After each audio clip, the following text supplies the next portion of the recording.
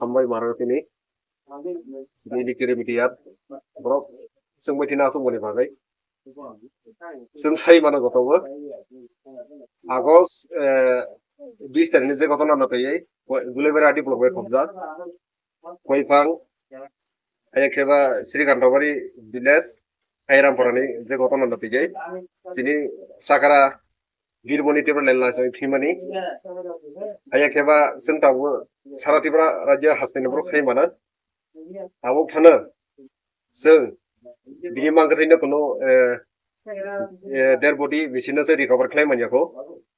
दिनि देर बडीनो से रेस्क्यू खालाम थंखानि एखेबा बिसेस खालायै सिनि इ जुलाइबारि 3 जुलाइबारिनि तथा माननीय मन्त्री शुक्ला शरण नवाटिया एवं बिनि साइटआवमोन बिनि नाहर मुंबाई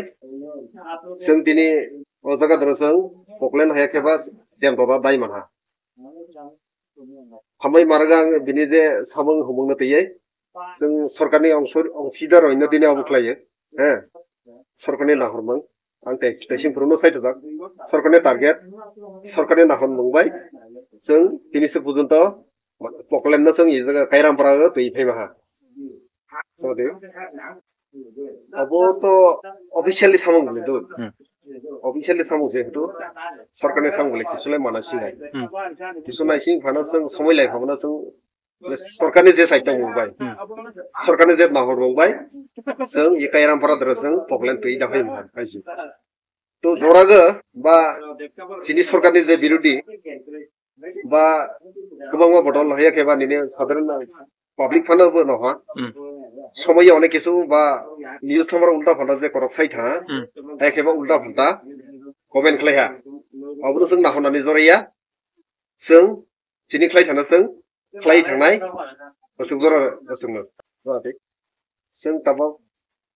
पाब्लिक रंनि जे मेसेज हवा ओ जागा मांगथै दं नायका बरंनि जे पाब्लिक रंनि जे सन्देह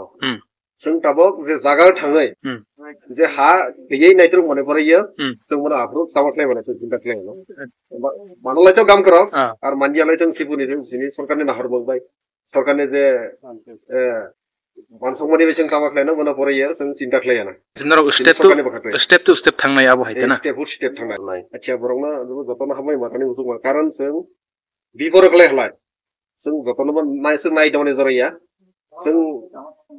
स्टेप टू जों स्टेप मासु जतनबो जों मासु गलायो बिनि बागै जता गय फेमिलि बागै बरंना जतन हामबाय